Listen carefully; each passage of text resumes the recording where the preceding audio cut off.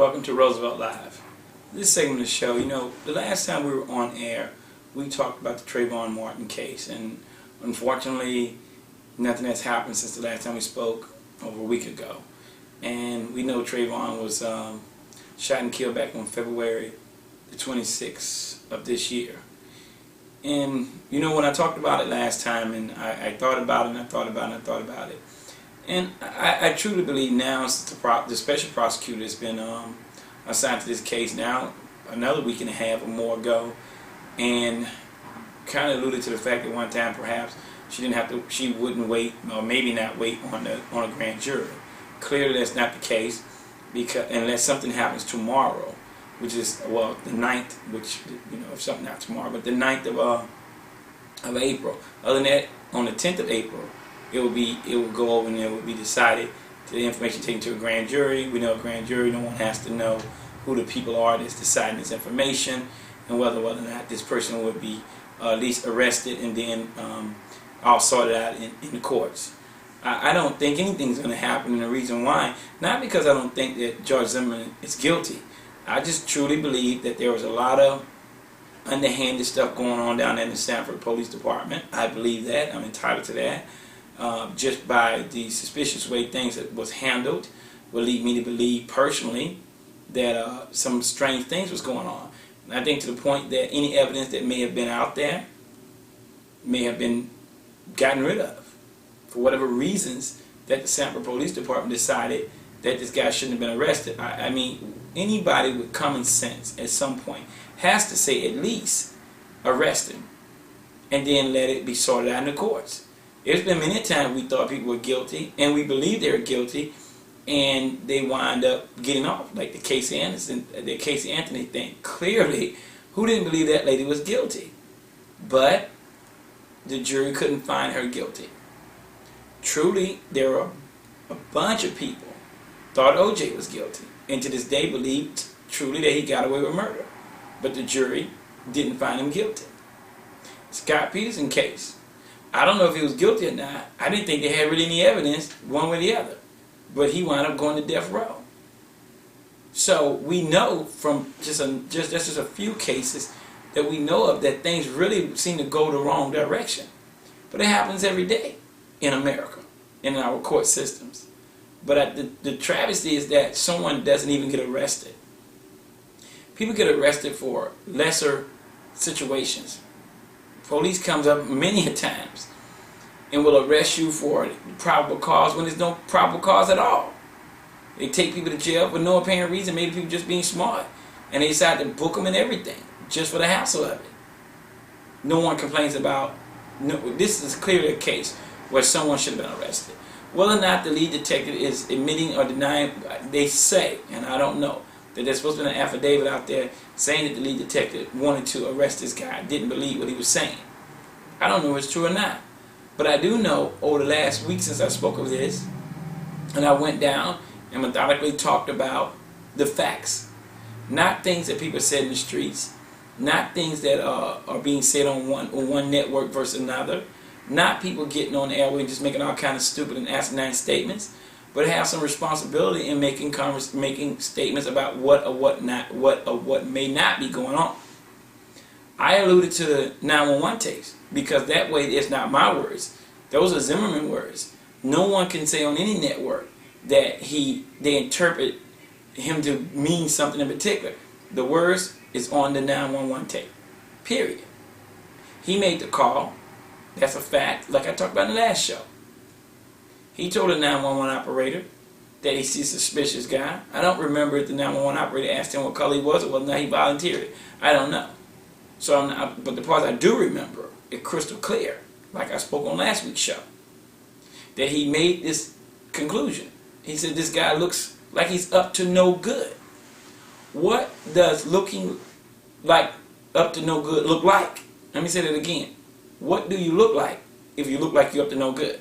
I've never seen that look on anybody. I don't know what that means. I don't know why he looks like he's up to no good. What was Zimmerman looking at that gave him an idea that he looked like he was up to no good? But then he furthered the situation, he furthered the conversation, and I quote him. He looks like he's on drugs or something. What?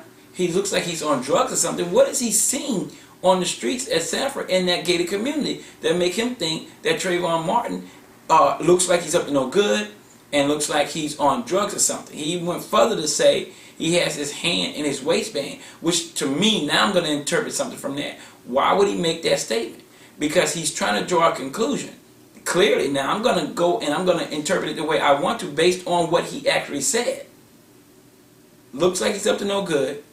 Looks like he's on drugs or something. And he has his hand in his waistband.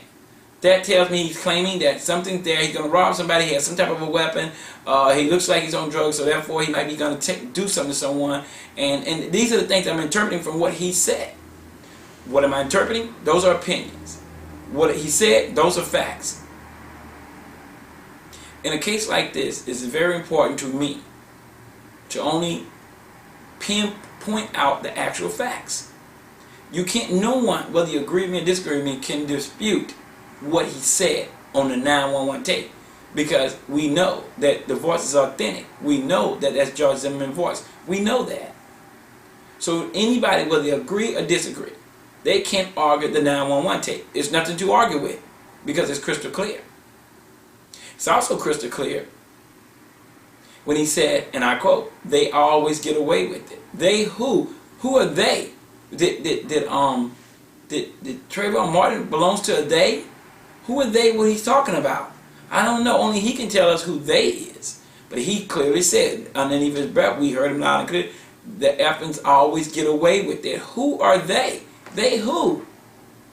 No one knows who they are but Zimmerman. So he's got a conclusion drawn in his head. He see a guy, happen to be African American, has a hood on his head. He came to a conclusion in his mind that he looks like he's up to no good. He further increases that conclusion by saying he looks like he's on drugs or something. He takes it a third step further by saying he has his hand in his waistband. And then he goes further to say they always get away with it. They who? This alone, at this junction, there's something already wrong. He's going to stand his own ground. What ground is he standing? Because so far, he's drawn a conclusion about someone that he's never seen before in his life. He has no doings with this guy. He's never had a conversation with him. He never looked him eye to eye. He never anything at this junction when he's making these accusations on the phone to the 911 operator. Then you can hear the wind blowing as he's walking and his breathing kind of obstructed by, I guess, walking and talking. Or maybe it's just the wind. To the point that the 911 operator realized that perhaps he might be following. So he asked him, and I quote, "Are you following him?" "Yep," he responds. The 911 operator responds, "We don't need you to do that." He responds with okay or yep or whatever. He indicated that he understood they didn't need him to do that. But did Mr. Zimmerman stop doing that? No. He decided after seeing Trevon Martin that he was up to no good, that he looked like he was on drugs, that he had his hand in his waistband, and that they always effing get away with it. So all these conclusions he drew in his twisted mind. So he followed. And then he come up with this cockamamie story, I believe, that somehow he gets attacked out of the blue. Some young guys at the 7-Eleven, I'm not making it up, they said he had Skittles and iced tea. I'm not making that up. That's not my opinion. From what I understand, those are facts. So all of a sudden, this guy decides out of the blue, after being followed by Zimmerman, that he wants to attack Zimmerman and beat him up.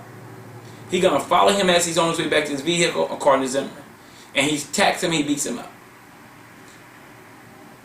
I would be under the impression, now as my opinion kicks in, if you're following me, as a citizen of the United States, walking in any community, whether I live there or not, is not relevant. But since his father's girlfriend, and I guess his father, lived there, at least his girlfriend one of them lived there in that community, he has every right to be there visiting his father. Someone says, well, he was suspended from school. So what? Since when being suspended from school gives you someone the right to shoot and kill you? That's a big stretch, people. So it goes on to say that somehow he's attacked by Trevon Martin for no apparent reason. They say he can prove that by the knot on the back of his head and a broken nose But his family members keep saying that he was beaten within an inch of his life. But through all that beating, he never needed the ambulance because they waved off the ambulance. The rescue unit didn't need him, pretty much. Said no, it's not necessary. I guess that was the words, whatever terminology they used to turn that unit around. If he has all these problems and he's been beaten severely within an inch of his life, his brother, quote, and I quote him, if he wouldn't have moved his head, who believes that you're getting your head slammed against the concrete and you say to yourself, I need to move my head over to the grass so I don't get knocked into the point that I'm in a vegetative state? No one is saying that. His brother says if he wouldn't have thought about moving his head and moved his head over to the grass area, he would be perhaps wearing diapers by now and not able to take care of himself, alluding to the fact that he would have been brain damaged. Really? Does that make any sense? Who thinks about moving their head over to the grass? Nobody. If your head is being slammed on that ground, what you're thinking about is trying to get up or get some weight off the person off of you, if that's the scenario. I don't know how he got the bump on his head. I would assume, now my opinion kicks back in, that when he approached, because if he would approach me after following me, clearly we know, or we was told, or they can prove, whether or not the young lady that Trevon Martin was on the phone with, whether or not Trevon Martin said the things he said, I couldn't say. But what we apparently do know is that checking the phone records, he clearly was on the phone with someone on that at that number. Can I say it was her? No. Is it the likability it was her? Probably so. It's her phone, apparently. He was talking to someone that was connected to that phone number. That's a fact. Not my opinion. That's a fact. As I thought about this case for weeks and weeks and weeks and weeks, I want to make sure when I talk about it, that I talk about what actually is going on, that stuff that I know about, and not just get caught up in all this conversation that's been all over the different news outlets that people are talking from different angles, and you got one news network complaining about another network, and people complaining about talk shows on networks, and people claiming people trying to do things for political reasons. Somebody's child is dead, and we know who shot him, and we know who killed him. And at the end of the day, we hope that justice is served, but I'm not confident that it will be. Thanks to the Sanford Police Department, I don't think it will be. I don't think they did their job at all. Every expert that has been on has complained that they don't understand how some of these things were able to get by them. And I feel the same way. And if you have an opinion about that, you can contact me at liveroosevelt@gmail.com, and you can find out what we're going to do about it. And if you want to talk to me or go out on the YouTube site, you can feel free to do that as well. But either way it goes, people, as I continue to think about the case over and over again in my head, and think about my own son, and think about other people that have kids, and think about how things could go wrong so quickly, so fast, in such a split second, with people having theories about individuals that are just convoluted. If you're following me, and I can only now speak for myself, and this is not an opinion, this is a state of fact, it's coming from me. If you're following me, and I'm walking through a community, or anywhere I'm walking, and I'm not bothering anybody, I have a right as a citizen of this country to walk through any place that the law doesn't say keep out of. I have a right to wear any hood or hat or brim or bandana, anything I want to wear on my head. That's not illegal to wear. For someone to follow me when allegedly he was on his way to the grocery store. So we do know this, that Zimmerman got out of his vehicle with a 9mm. Whether it was strapped to his waist, whether it was in his hand, I don't know where it was at. But I know he got out with it because he never went back to get it. He already had it. So he got out with it to go talk to Trevon to do what? He says, hey, look, I lost him between the buildings and I was on my way back to my vehicle when he approached me from behind and struck me. I find that hard to believe. Period. Just don't believe it. It makes no sense. It makes no sense. If he struck him and knocked him down, why didn't he pull the weapon right then? How did Trevon Martin get on top of him? According to this story that his families are telling, that I found him to be ridiculous again, that somehow he was able to get on him, straddle him, pin him down with his legs, hold his mouth with one hand, slam his head with the other hand. Really? That's ridiculous. That is absolutely ridiculous for someone to even make that statement. It's stupid. It doesn't make any sense. Whomever is saying it at least should have thought about it and said, well, if it doesn't make sense, maybe I shouldn't say it because it's going to further make people think that we're hiding something. It's just ridiculous. But that's my opinion. If you're following me, I'm not going to go back and ask you why you're following me, but I'm definitely, if I see you following me, I'm not going to go home if that's where I was going if you're following me. I'm going to either stop and see why you're following me. I'm not going to follow you. Or I'm going to go in a different direction from where I live. But I'm definitely trying to see if you're following me, because you might be trying to rob me, you might be trying to break in my home. I don't know what you're trying to do. But I'm also concerned that if you're following me, you might have a weapon. Because if I think you're trying to rob me, you better have something, because you're not going to just rob me by saying, give me your money, or give me your watch, or whatever that I might be wearing or having that you feel you want.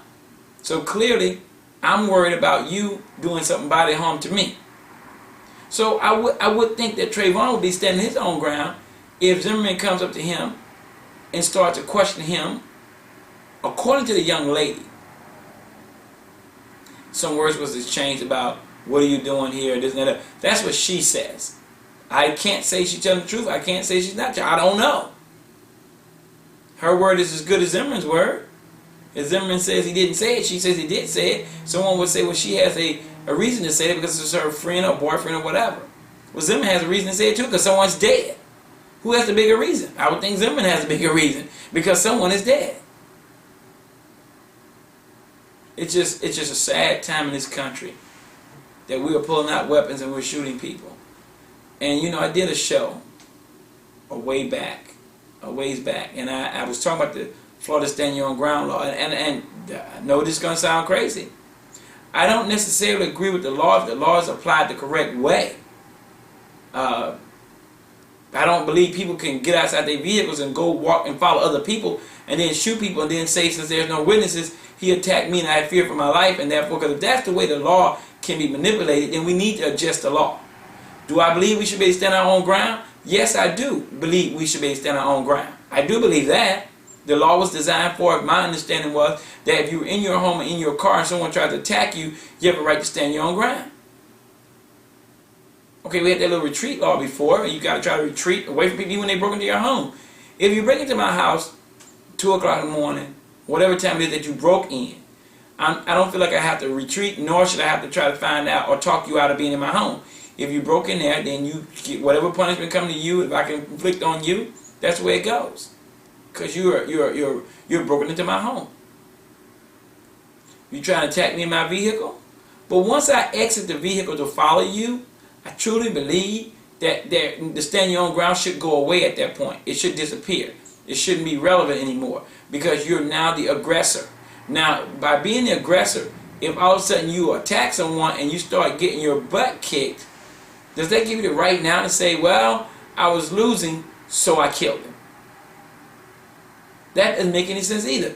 And if stand your own ground is that vague, if it is that vague, that we can get away with that kind of stuff, then the law has to be either repealed completely or it has to be redone to make it a narrow window, to make sure it's specified that if someone's in your home, you can stand your own ground. If someone's trying to attack in your vehicle, you can stand your own ground. If someone's attacking you in some place that consider your domain in some way, then you have a right to stand your own ground. But people in the middle of the streets, people walking through neighborhoods, that's not a stand your own ground. It shouldn't be, and if it's, like I said, the law is that vague, then we need to fix the law because it should not be, we should not be in that situation. I think it's a bad situation all the way around, and things have to change. Maybe this case, this child didn't die in vain. I don't know, because I'm looking at his brother saying how bad he was beaten. I'm listening to all this stuff, but yet they show Zimmerman get out of the police car unassisted, gets out on his own while his hands is behind his back, was able to walk into the area where the car pulled in at. He even had the how should I put this? He even had the fortitude to when he walked onto the rug. If you look at the video, go back and forth on the video, one of those doors he came through, he even cleaned his feet. He didn't seem to be dazed. The guy even thought about cleaning his feet off. Really? You just killed somebody? You've been beaten within an inch of your life? You got these lacerations, a broken nose, everything. Your clothes are wet, you're in disarray. But yet, maybe, just maybe, I don't know, he once again had the fortitude to clean it, straighten up his clothes, to put his shirt neatly in his pants. Because I looked at the video, and his shirt, his t-shirt, or whatever type of shirt it is under his jacket, is neatly and it's tucked into his pants. The belt is neatly buckled. I mean, maybe he straightened himself up. I don't know what he did. But he was pretty straight when he was getting out of that police vehicle. That's all I know. And I'm watching the video, and I'm thinking about a lot of things. I'm looking at the Sanford Police Department, and I'm in shock. Because clearly to me, even though he was handcuffed, it doesn't mean anything. I mean, it didn't look like they even checked the guy totally before, because they kind of touched his pocket, kind of tapped on him a little bit. Yeah, I mean, we would check right here. Shouldn't somebody just killed the person? Shouldn't you, during this strip search him almost, you make sure he has nothing. You take that jacket off, you go through everything. Didn't look like that happened. And then even when the several police personnel decided to take Zimmerman into the actual building, they walked in front of him. If it wasn't for him catching up to the last officer, they all would have been in front of him. They didn't even attempt to surround him. They didn't worry about him. They did nothing. They acted like he was a victim. I hope I'm wrong, because I think the guy went out there. He had preconceived thoughts. He was an unhappy camper. Apparently he had called 911 a few more occasions on some other African American people. And there was one report that said he called on a 7-year-old. I don't know if that's true or not, but that's what the report said. It might be convoluted. But clearly, he had drew conclusions in his own mind. There's no doubt about that. Clearly, he made the 911 call. Clearly, he was following the young man. Clearly, he got out of the vehicle with a weapon. This is all clear. And clearly, a young man is dead. This is all the state of fact here. If you think about those 911 tapes, when I listened to them and I heard the scream for help in the background, I don't know who was screaming for help. I don't know if it was Zimmerman. I don't know if it was the kid. I don't know who it was. But what I do know is that I believe within a minute of that scream for help, a weapon went off and somebody was silenced forever. Who was screaming for help? I don't know. But if you close your eyes and you think about it, and this is an opinion now. You already got out of the car with the weapon. At some point that weapon was brandished. I'm sure it was. At some point that weapon came out and that young man seen it. And he probably was screaming for his life. A stranger first was following you. And now the stranger you is in a tuggle, is in a fight for your life. A fight for your life. They both probably, maybe, and it's an opinion, had their hands on a weapon. For all I know, I don't know. Because you clearly could hear somebody screaming for help. And then the gunshot goes. And now there's nothing. Something's wrong. Then you got that Sanford Police Department again that held that young man's body for 3 days. Why would you drug test? And maybe this is standard at the coroner's office. I don't know. So this is just a question. Why would you drug test an alcohol test if it's true? The young man, dead body. And don't do a drug and alcohol test on the person that shot him. Why would you do that? My opinion is, since Zimmerman said in the 911 tape, he looks like he's high on something, on drugs or whatever he said, I think the Sanford Police Department was hoping that was true. I think they ordered those tests to hope that that was true, so they could back up what Zimmerman had said in the 911 tapes. But you know what? I have no faith nor confidence in that Sanford Police Department, and I'm glad I don't live in that area. Because there's something suspicious about holding that body for 3 days. It's not like they couldn't find out who the parents was. It's not like no one knew what was going on. You know, everybody in that neighborhood must have known within minutes or hours that someone was killed in their neighborhood, in that gated community. When the father of Trevon Martin was calling the cell phone, no one seemed to care about that. They claimed, well, I don't know what they claimed. It's rumored that they claimed that the phone was locked, you know, to get in. I don't know if that was true or false. What I do know is that the body laid there in the morgue for 3 days. Why was that? Why was that 3 days? Even after the father was notified. They say Trevon Martin had his driver's license on him, on ID. So they knew who he was. They had a Miami address. I mean, he was living with his mother. They had a Miami address. If that's a fact, they had a Miami address immediately. Why didn't they contact the mother immediately? If not, why didn't they call the Miami-Dade Police Department and get the information and send an officer to that lady's home? Why didn't they? Why was that body held for 3 days? I have no faith in the San Police Department. And if Zimmerman gets off, I wouldn't be surprised. Because I think the deck was stacked against Trevon Martin from the time he got shot. I think they had no intentions of charging anybody with anything. They just said another black male out to rob, steal, and corrupt. That's my opinion. Because why would you violate someone's civil rights after they're dead? Didn't he deserve due process? Shouldn't they at least investigate it? They said they did investigate. Oh yeah? Well, you know, maybe I'm mistaken. Maybe I watch too much television. But I've been under the impression that if you shot someone and killed them, and whether they did or not, I don't know if they confiscated the clothes or not. Some people say they did, some people say they didn't. I don't know what happened. First I heard the gun was not taken, then I heard the gun was taken. I wouldn't be surprised if Trevon Martin fingerprint shows up on the gun, because I don't trust the San Police Department. I wouldn't be surprised if they took it into the coroner's office and put his handprints all over it. It wouldn't shock me any, because clearly it looks like to me that they had no intentions of doing anything. Maybe it's that one officer, that one detective, if that's true, that he's signed an affidavit. If it's true and I don't know, that he thought the guy should have been arrested, then we know we got other problems. Who makes that decision? Who decides who gets arrested and who doesn't? Someone's been killed. And if nothing else, at the end of this day, when you start piecing together the events that took place prior to the shooting, my understanding is, if I heard correctly, it was a 4-minute window between the call and the shooting. If I heard that correctly. And if that's the case, you start counting. 4 minutes, he chased him down, he got in a confrontation, and somebody was killed. 4 minutes.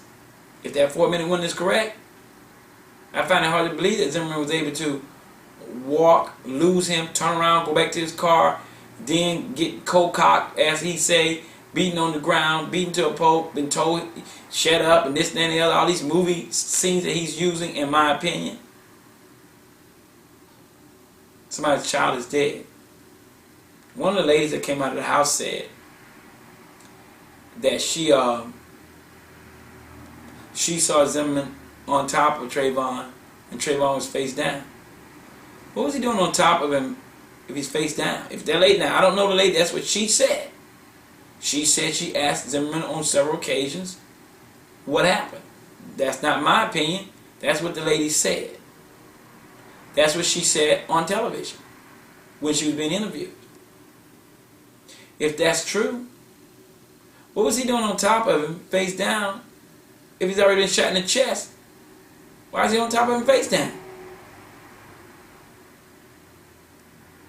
What was he doing? Handcuffing him? When he shot him in the chest, and none of this stuff makes any sense. You know, it's a sad day in America, because I really believe that it shouldn't have taken this long, and because it is taking this long, that looks like bad news. It's kind of like when the jury goes out and they stay out for days, the defense get happy, and the prosecutor gets up and gets nervous because it's taking too long. Something you think should be open and closed is taking too long. This is one of those cases. It's taking too long. You know those stories. If the jury go out and come right back, usually the defense is scared, because that means there's a problem. Most likely, they're going to be guilty. This didn't happen. Special prosecutors having tip the hand or anything. I can't say anything because I don't know. Yes, FBI was out there doing interviews, going door to door, but it's a month later. You going door to door almost 2 months later. 7 February 26th. This is first quarter of April. What are you going to find out door to door now? In a way, I think they're just doing it to appease people. I hope that the guy get arrested, but I don't feel good about it. I just don't. I feel like it's been too long, it's taken too long, and that usually spell bad news. But Zimmerman will get his. If he truly did kill that young man, I think he got in over his head. I don't think he got out of his car with the intent to kill him. I think he wanted to be a cop. I think he was trying to show that he was in control of something he had no control over. And he bit off more than he could chew. And he chose to pull a weapon out and fire. And killed the young man that didn't have a weapon. That he pursued. And the only thing he could say that, oh, I had left him and I was walking back to my vehicle and he attacked me. Of course he's going to say that. Why would he say that? Easy. Because he knows that he got out of that weapon, that gun with a weapon, he got out of that car with a weapon, and he knows that he tracked Trevon Martin down. He know he did. That's the reason why he's saying now that, hey, no, I lost him and he came and caught me. No. Of course he's going to say that. That's the only other way he can get out of the situation. But at the end of the day, it's going to be up to individuals. And this is just another case of things that are up to individuals. I hope that the right thing is done, but if it's not, I won't be surprised. And nor would I be disappointed. Because I don't expect anything to happen. I expect for him to continue to be a free man as he is today. That took the life of another. That's what I expect. And that's all I expect. I'll save the rest of my opinions on the Trevon Martin case to after the grand jury comes in on the 10th or the prosecutor says something on the 9th. So if the prosecutor hadn't said anything, therefore I think she's letting it go to a grand jury. Everybody knows grand juries are supposed to be secretive, but no one's, in this day and time, nothing secret. Grand jury might say not enough evidence to bound them over, and they might not. Who knows? We'll see. At the end of the day, we'll see. But even if he gets arrested, I still think so much stuff has been done that he might not even get convicted anyway. So we'll see what happens. If you want to comment on these statements that I've just made, feel free to email me, liveroosevelt@gmail.com. Go out there on YouTube and check out segments of our show in our 8th season at youtube.com/RooseveltLive. If you stumble up on the show by accident for some reason, we're on every Wednesday, 6:30 to 7:30. Replays itself on Friday, 6:30 to 7:30. That's on Bright House channel 149, 150, Verizon channel 3036, Comcast channel 20. These are my opinions. I'm Roosevelt, and I'm a host of Roosevelt Live.